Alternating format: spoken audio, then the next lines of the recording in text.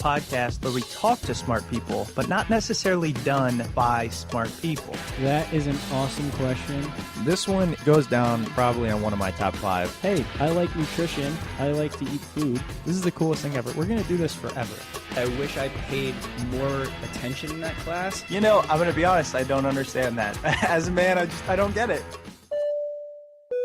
Welcome to smartpeoplepodcast.com. Welcome to Smart People Podcast. I hope you are ready for a seriously smart conversation. I'm Chris Stemp. And I'm John Rojas. I feel so inferior. I know. To our guest. I was going to say, I say that because this one almost hurt my brain. But hey, we wouldn't be living up to our name if we didn't bring you conversations that expand your mind. And I thought this one was interesting because A, we haven't really covered it yet at all. Math. We haven't covered math on the and show. Computer science, I don't think we've really touched base on. Yeah, and so why not have one of the leading authorities in the world on the show? We speak with Lance Fortnow. And Lance knows a little bit about math and computer science. He is professor and chair of the School of Computer Science of the College of Computing at the Georgia Institute of Technology. He also holds an adjunct professorship at the Toyota Technological Institute at Chicago. He received his PhD in applied mathematics at MIT. Small school, you might have heard of it. You might have heard of it. And he has also served as the founding editor-in-chief of the ACM Transaction on Computation Theory, the chair of ACM SIGACT. And you know what? There's just a lot of stuff. There's just a lot. He's done a lot of really smart person things. So he's perfect for Smart People Podcast. But the reason we found him, he wrote a book called The Golden Ticket, PNP, and the Search for the Impossible. And you're probably saying, what is that? PNP, what? So we're not even going to try to explain it. We'll let Lance try to explain it. And he actually takes about 10 minutes to explain it to us because Chris and I take a little bit of time to get it. So anyways, we're going to turn it over to Lance. Thanks for listening, guys. Tell a friend, put it on your social media. Say, hey, I listened to this awesome podcast on my way to work, at work, walking the dog, etc. SmartPeoplePodcast.com. Enjoy.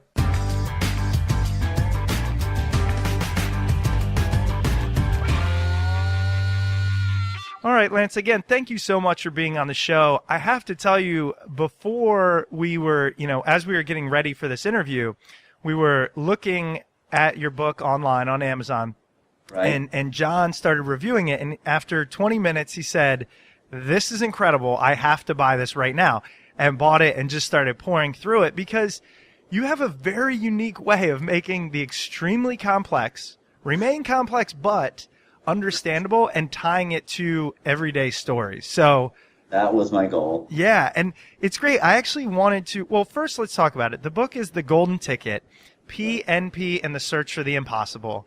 Can you tell us what PNP means in terms that a non-mathematician will understand? The way I like to think about it, an example I like to use is take Facebook. So on Facebook, we have people we're friends with. And one question you might want to ask is, what's the largest clique, sort of largest group of people, all of whom are friends with each other on Facebook? So like if you have 5 people, you're all friends with each other. Might be a natural question to ask is, maybe what's the largest such group? I have no idea, maybe 100, maybe 200, I'm not sure. Certainly we can't answer that question because we don't have access to Facebook's data, but you could imagine someone who has, someone who works at Facebook who has access to all this data might try to figure out what's the largest group of people, all of whom are friends with each other. Just, what's the largest clique on Facebook? Now, how would that person go ahead with all this data trying to find this largest clique? They could say, well, like maybe say, are there 100 people on Facebook, all of whom are friends with each other? They could write a program to try all groups, all possibilities of 100 people, and then see if they're all friends with each other. So that would be a very kind of naive approach. That wouldn't work just because there's so many different combinations of people that even our fastest computers now or even forever in the future would never be able to search through all that many possibilities. And the question becomes is there some faster algorithm? Is there some clever way that we can find out what the largest group, or whether there's 100 people who are all friends with each other, is there some faster way that we could figure that out? Is there some efficient computational procedure, some algorithm or code people could write that could quickly figure out what this large group is? And the answer is, we don't know. And that turns out to be the essence of the P versus NP question. The P versus NP question asks, whether or not there are these fast algorithms for problems like finding the largest click in Facebook. Is there some fast algorithm, or is the best way to do it is essentially search for all the possibilities, which generally takes too long in large examples like Facebook. That makes sense, because John and I were trying to, prior to talking to you, we're trying to figure out, each of us telling each other, here's what I think PNP is, and here's what you think. And then we realized, well, why don't we just wait and talk to Lance? But, okay. That's definitely a slightly different approach. Basically, you're saying, does the ability to solve this problem exist? Right. That's what P equals NP means. Okay. Now, what are those two variables if we break them down? What is P and what is NP? Now, having understood the general idea, what do they break down to? What do they break down to? So that's, okay. So unfortunately, the names P and NP refer to sort of the very technical definitions where they were developed. So it's kind of a shame that we have these names that are not so easy to understand in an intuitive way. Roughly, P corresponds to the set of problems we can solve efficiently. So things where we can have a very quick algorithm, even if there might be a lot of possibilities. So examples of things we know that are in P are things like when you use your GPS and you find the shortest route to get, from Chicago to Atlanta, say, even though there's billions of possible routes one can take, we can still find the quickest one relatively quickly. So that's an example of something we know that's in P. It's a problem where we can actually find an efficient solution. We know efficient algorithms. We can find those things quickly. NP refers to the kinds of problems where it's still trying to find a solution, but we don't necessarily have a quick algorithm to do it. Although what NP means is we can recognize a good solution when we see it. So, for example, in the Facebook example, if I actually gave you 100 people and I asked you, are these 100 people all friends with each other, you could check that relatively quickly. You could check all the possibilities. There's roughly 10,000 possible things you need to check. It's not pretty quick on a computer. So I could check a solution quickly, but finding the solution might be very much more difficult. And so NP refers to the sets of problems where we can check a solution quickly, and P represents the set of problems where we can actually find the solution quickly. And then P equals NP means, are all the problems where we can check a solution quickly, can we also find it quickly? Okay, that makes sense finally. And John, I have to say, he made way more sense than your explanation. I was trying to explain it by how I looked at it, and your definition and your explanation was much more succinct and clear. Yeah, I do have to say. Now, what I'm wondering is, I like to think, because I'm not that smart, and we have people like yourself solving these problems. So I'd like to think if I asked you that question about Facebook, you'd be like, "Yeah, I can figure that algorithm out." What makes that one so much more difficult than what you just mentioned GPS can do, find the shortest route? I mean, it seems like very similar questions. Can't we just throw algorithms at them? You would think so. But I mean, the answer is, I don't know. I mean, nobody knows. No, people have tried to find algorithms for problems like the clique problem and a slew of other related problems of this nature, but they're just too elusive. People have tried, and I think in general people don't even believe that P and NP are the same, that we actually don't believe that there are efficient algorithms for finding, say, clicks in Facebook. Okay, so I guess two questions out of that. I'm going to make a note, but the first one being, do you personally believe that there is a P equal NP algorithm out there? No. I tend to be, I would say, and I agree with the general consensus, is that People have been trying to find algorithms for these problems for many decades. People have made very little progress. My guess is that no such algorithm exists. It would be, to my mind, surprising. I just believe that some things are just inherently difficult to solve. Does that just mean we aren't smart enough? I mean, or do you think it actually means it doesn't exist? I mean, I know that's a vague question, but it's a fair question. Maybe you're right. Maybe we're just not being clever enough. But no, I would actually go stronger. I would say that no, I don't think the algorithm exists. It's not just us. Can you talk about some of the, I guess, ramifications or what would happen if P did equal NP? I mean, what exactly would that change in terms of everything that we have now? I mean, I guess the short answer is it changes everything, but can you explain a little bit of that? It changes everything. That's an easy way to describe it. Yeah, I devote a whole chapter to this question. I call it the beautiful world, because it's not just about finding cliques in Facebook, but almost everything. A lot of the challenges we see in science or anything today are algorithmic. And if P equals NP, most of these algorithmic challenges become very easy automatically.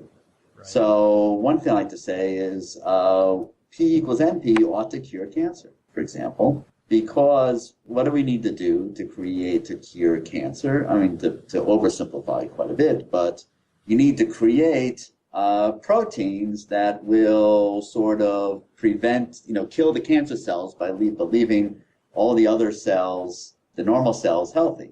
So we want to create some sort of drug that might, even designed for a specific individual that kills the cancer cells, doesn't kill anything else. To do that, we need to come up with some sort of sequence of a DNA sequence that would create the right proteins in the right shapes in order to attack the cancer cells and leave the rest of the cells alone. We don't know right now. We don't know very much about either what are the right shapes that we need. How do we go from? We don't even know how to go. If I give you a DNA sequence, I don't even know how to convert that to. We don't know how that folds up necessarily into the right shape. But if P equals NP, we can kind of invert all these processes. We can go from a shape, and we can figure out what the right sequence is, and we can develop drugs based on individuals' DNA that would effectively kill the cancer cells and should, let us cure cancer and lots of other diseases. So that's one example where I think P equals NP would, have an incredibly dramatic effect. I mean, there's lots. I can keep going. There's lots of things. P equals NP would make learning very easy. So if you want to create a language translator, you just basically have to feed in a corpus of French and a corpus of English, and it would figure out the simplest way to convert one from the other, and then you would basically be able to easily learn things like how to translate languages or how to do almost anything you need to learn. It almost sounds like we'd be living in the Matrix. I was reading the chapter, The Beautiful World, right. And as I started reading it and going through some of the I guess scenarios in there, I was like, oh, this is really cool. This is really cool. And then I got to the part where you mentioned that music could be reproduced. Like we could reproduce the Beatles and Elvis because we'd be able to have some type of algorithm to figure out how to reproduce their voice pattern, that type of thing, and be able to make any song we want. And then I started thinking, right? Yeah. So I started thinking about that, and I was like, oh, maybe I don't want this because it takes like all of the good things about life and the mystery and the surprises and just makes everything solvable. And I don't know, it seems like that would be a weird world to live in. There's definitely issues. And I try to mention some of the negatives of P equals NP. One is you're right? It takes away, if you can automate creativity, what is there left for, basically automate everything. Yeah, people would just be sitting. For humans to do. We live in a world of WALL-E where we're just all sitting around being served by robots. And then there are also other practical issues. I think you get complete loss of privacy because you can learn everything. So you can learn anything about anyone. I mean, we're already worried about privacy now, but it would just get much worse if people you could basically learn anything about anyone just by examining sort of the results of their actions. And then cryptography. I mean, that's one that people mention a lot, is that a lot of secret codes, almost all the work on secret codes assumes that certain kinds of problems are difficult to solve. P equals NP, those would be easy to solve. And so you'd be able to break most of the cryptographic tools that are currently in use today. I guess one of the things I don't understand is this NP, it's not one algorithm, right? Is it a way to discover the easiest solution? I'm struggling with this part. I mean, if we had such an algorithm. So I mean, the idea is, what if P equals NP? That would, in some sense, yes. There basically could just be one algorithm that solves one of these sort of hard problems for NP, like clique. And it turns out you could take that algorithm and then use it to solve any of these general search problems. So you can kind of piggyback on this algorithm. Okay. And I mean, it's not exactly the same algorithm, but basically the theory says is once you have this one algorithm, you can easily modify it to solve any of these other problems. I see. And the type of problem is a similar problem, right? I mean, like, it kind of relies on input in equals some output, whether it be if a person tends to do these actions, here will be the outcome, or if you want to get from point A to point B the quickest, here will be the outcome. It kind of requires a similar set of inputs. Does that make sense? A little bit. It's you kind of describe a problem you want to solve and some sort of way that describes what the solution should look like, and then it would be able to find that solution if it exists. I just wrote down problem solved efficiently equals like problem solved. Does that kind of describe it? A little bit. Okay. That's a kind way of saying no.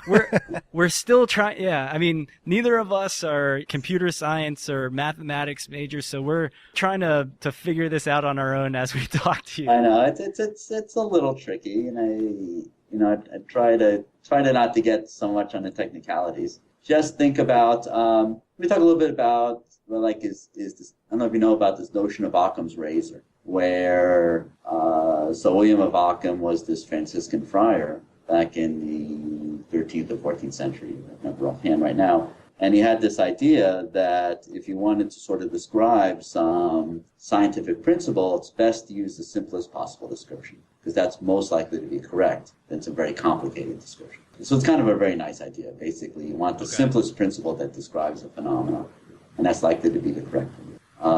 What P equals NP will let you do is actually find that simplest description. So in some sense, you could, and so you could take any phenomena, you could feed it into this algorithm if it exists, and out would come out a very simple description, a very simple procedure to then solve whatever problem sort of captures this phenomenon and lets you figure out how to do things like basically anything you wanted to do. And this problem, this thing of P versus NP, stands to be one of the greatest kind of open problems in all of mathematics. And I know that you mentioned in computer science as well.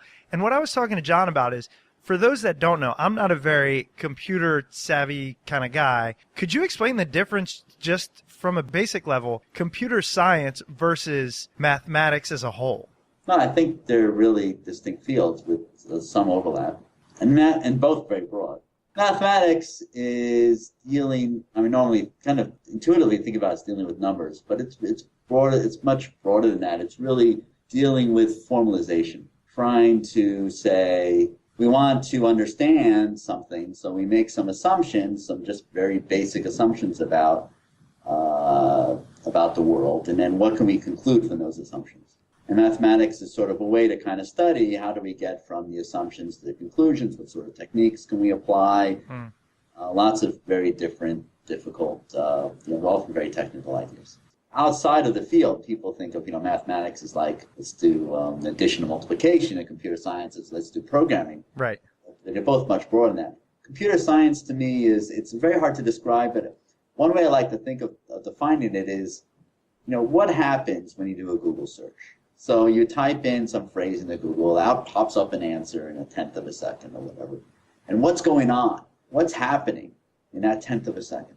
And when you start thinking about everything that goes on, from your message is being communicated, it's about communication, being communicated from your computer, it's encrypted, it's communicated from your computer to some central server. This server is doing some sort of processing with a huge amount of data, in some server farm somewhere, in the cloud somewhere, lots of tricks in computer science.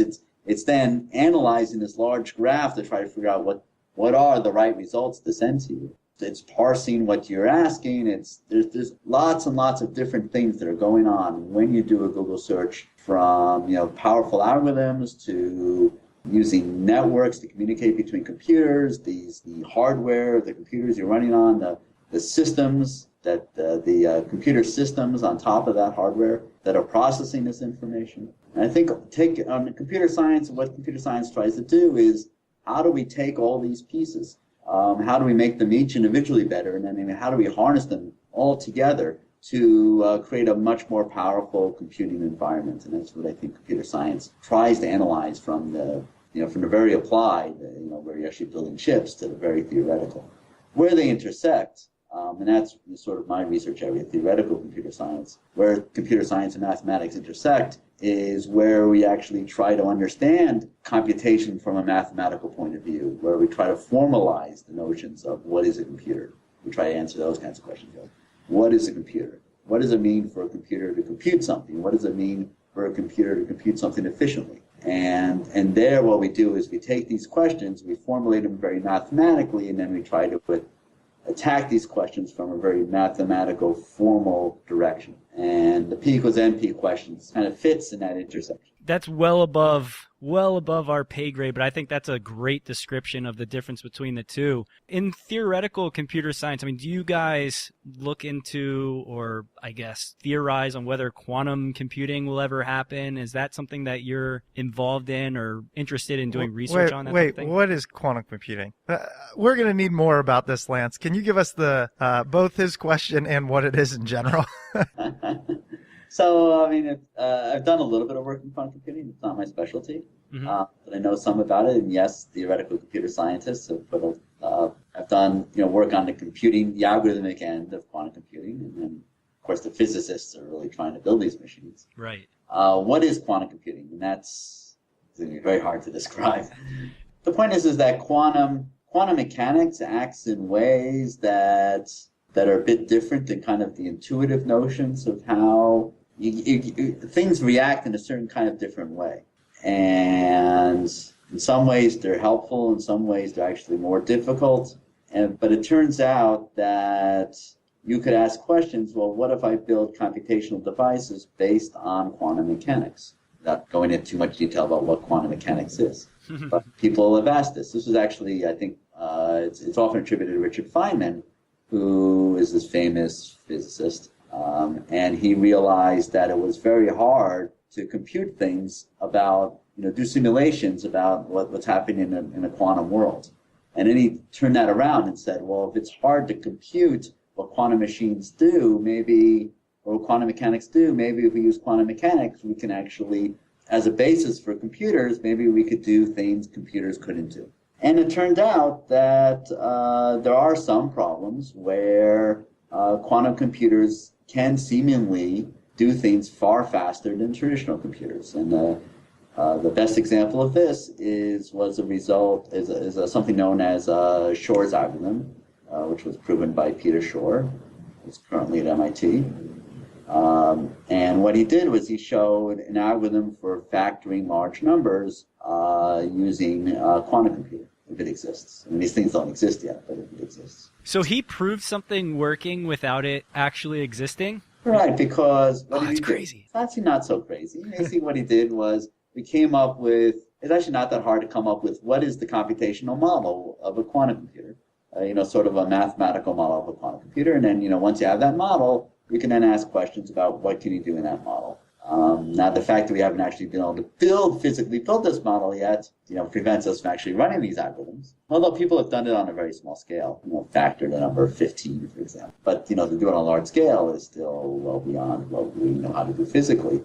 But still, we can still develop the algorithms. So we're ready for when these machines are actually built, then we can actually run them. So, listening to you describe this stuff, and honestly, you're doing probably a better job than you're giving yourself credit for, because it's starting to make sense. And, I read your bio, and you got your PhD in applied mathematics at MIT, and you're the professor and chair of School of Computer Science at Georgia Institute of Technology and all this stuff. So you are the guy that I am envisioning when like all this crazy stuff is happening in my computer. Okay. I'm just letting you know, like when I type in a Google search, Lance is the reason why something pops up. So I'm a theoretician, so very little of what I've done has actually affected real world computing. Well, just take it for what it is. So then what I want to ask you is, what are you most excited about? What things that might happen in the near future or are happening right now really kind of get you excited about the future and technology and computers and all that stuff? There's the things that get me excited, and then there's the things that scare me. Okay, both, yeah. What gets me excited about the future? I mean, computer science always amazes me. It's constantly changing, and we're constantly coming up. I mean, the fact that computers just got so much faster over the years has really enabled us to do things with computers now that we would never have been able to do before. So, and you can see this in, for example, what Google can do, or what we can do in things like facial recognition or voice recognition or things like this. Just were made possible both by faster computers and better algorithms. Self-driving cars, as we're seeing today. It's amazing to kind of see the kinds of applications that we can do. It's also amazing to see, how small devices have gotten and how I have, something in my pocket that can answer any question I throw at it. But there's a lot of future challenges. Computers sort of stopped getting faster around 2005. The only way we can make computers faster now is to kind of put lots of little computers, lots of little processors on a chip, the thing called multi-core computing, or put a lot of things out in the cloud. So we have to have a lot of things working together. And that causes huge challenges as far as power goes and as far as communication goes, and making sure these things work well without crashing. It's a very exciting field to make all these things work well and to actually still increase the amount of power that we can create with computers. So there's a lot of exciting work to do in computer science that way. The other excitement is just the massive amount of data that we generate and being able to learn from that data and what we can understand about the world, about science, about people, things that you can really understand given the huge amounts of data that we produce on things like Facebook, Google searches, or whatever you do. What scares me, because I think it's worth talking about that too, is our computers are getting more and more complex. It's getting a bigger challenge, not only to get things working correctly, but to protect our computers from hackers. Cybersecurity has become a very difficult issue. People are finding all sorts of ways to attack machines and to try to keep systems running in a world where people are now talking about cyber warfare. Also, I think privacy. I think we have issues of privacy that we didn't have before. It used to be very hard to pick up information about people. It's not like the information now is more public than it was before. But there's so much more of it and it's so much easier to access. And then so you can really, it gets scary sometimes when you use Google and it's telling you things about yourself you just wouldn't have imagined it could have figured out. And so you have to be careful that, this information, if people don't want too much of the life being public, that there's some way to retain that privacy, in a world where we actually have all this data that's out there. I think at a certain point, maybe generation younger than me or a few in the future, it's just privacy is going to be a foreign concept. I really do think that it's just people are starting to literally care less about it. That's certainly true. I see that in my younger generation. I see that with my kids. Yeah. They'll just put up anything on Facebook. Yeah, I've been reading all this stuff, and there's news things about how teachers are now at a young age. They're teaching 5-year-olds and 6, 7-year-olds what is okay to put out there publicly. Because things that we didn't have to teach, say, what I didn't have to learn when I was 5, they have to learn this or else they can get in, serious trouble that they don't understand the repercussions at such a young age. Right. And I would probably also be more tolerant. Sure. In the future too. You notice this, for example, Obama wrote a book where he described his drug use. Exactly. It's, work against him, probably because he was open about it, where it, killed nominees not that long ago. Yeah, that's actually an example I use. I talk to my friends, and Facebook came out when we were 20-ish or whatever, and people will say, "Oh, you could never achieve high power, a high position of authority because we have so much blackmail on you." And I say, by that point, 10, 15, 20 years, nobody's going to care if it's mild, if you're smoking a joint or drinking or whatever it is. I just don't think people are going to care. Yeah, I think even in often in case it seems to be the cover-up is worse than the crime itself. Right. Right. If you lie about it or you try to hide what you've actually done, and that gets you in more trouble than the actual act. Sure. Well, I had one last question for you that normally I would put at the beginning of an episode, but I wanted to dive into the PNP thing. Have you always enjoyed math, computers? Do you remember always having a fascination and perhaps when that began? Do you feel that your brain might operate differently from the majority of people that can't even understand this stuff? I mean, certainly I think when I was in junior high and high school, I certainly got a little more interested in mathematics, and that kind of blossomed as I got older.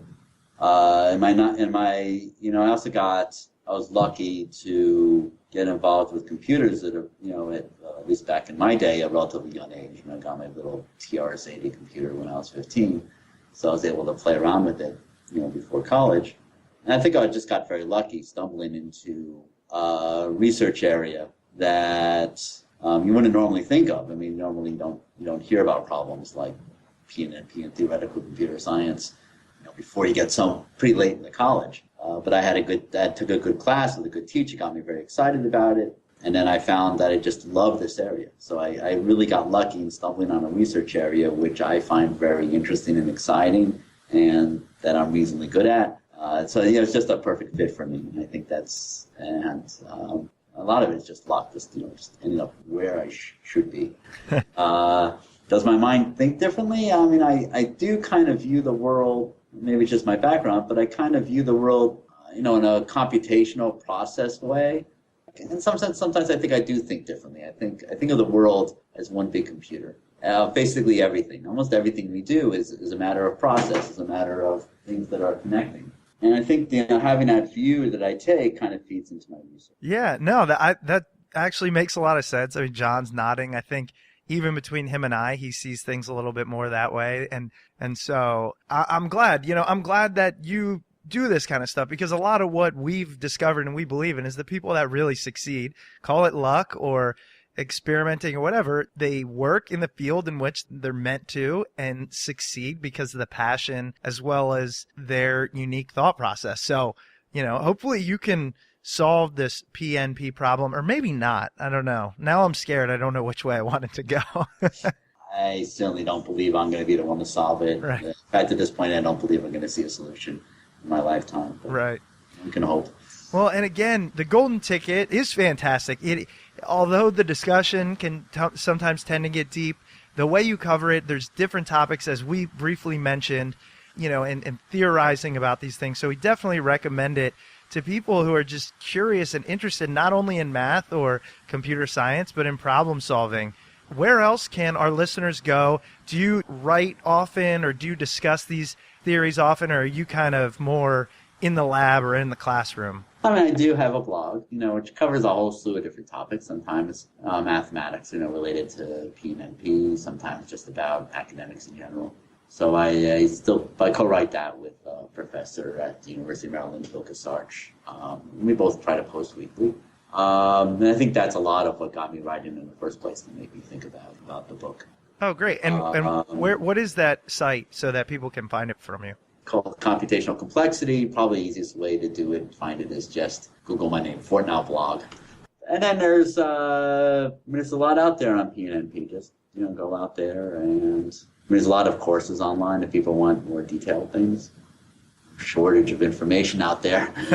No, I know, and I'm glad that we kind of discovered it. I'm glad you bring it to the forefront a little bit in your book, which caught my eye in a subject that I might not necessarily have looked for, and that's kind of what we try and do on the show. So, again, I know we kept you a little longer than we had anticipated, but it's a very interesting subject, and I really just want to say thank you so much for being on the show. Thanks for having me. Yeah, absolutely. And best of luck with all this in the future. Okay, great. Thanks. All right. Thanks, Lance. All right. Take care. Bye-bye. And that just happened. Are you guys all PNP experts now? I thought you were going to say like all PNP'd out. Every time, though, I hear PNP, it reminds me of PMP from when I was doing consulting. And I'm like, PMP, no. What does that even mean? Project management professional. It was this certification process. It was pretty awful. But PNP is actually interesting, and I think is going to be way more important to the world than PMP. That's a good point. This episode really made me realize that I am a dummy. No, that my brain is expanding because of this show. It's doing what we set out to do. From now on, I'll know that this theory exists, and I never would have known that. If they do actually figure out P equals MP, or they're able to prove that, how it's going to just change everything with cryptography and everything. Cancer. The world will be flipped on its end. Baseball. Nobody will know that we're humans anymore. We'll just be like little bleeps in the Matrix, and then who knows? If you guys are ever driving in the car and you're listening to us, or you're walking your dog and you're listening to us, and you're like, hey, I want to let them know I really liked X, or I really hate it when they do Y, or I'd like to hear from Z, let us know. smartpeoplepodcast@gmail.com, or you can go to smartpeoplepodcast.com and there's a contact us. Dig around, check out people we've had on. We're proud of the resume we've built of individuals. Let us know what you think. Yeah, and we want to keep growing that resume, so if you can give us suggestions for great guests to have on the show, we'd really appreciate that. And you know what? It's an added bonus when you actually know them, and we can set up the interview even easier. True. All right, thanks for joining us. Tune in next week. Smart People Podcast. Don't forget to subscribe and rate us on iTunes. Much love. P and P.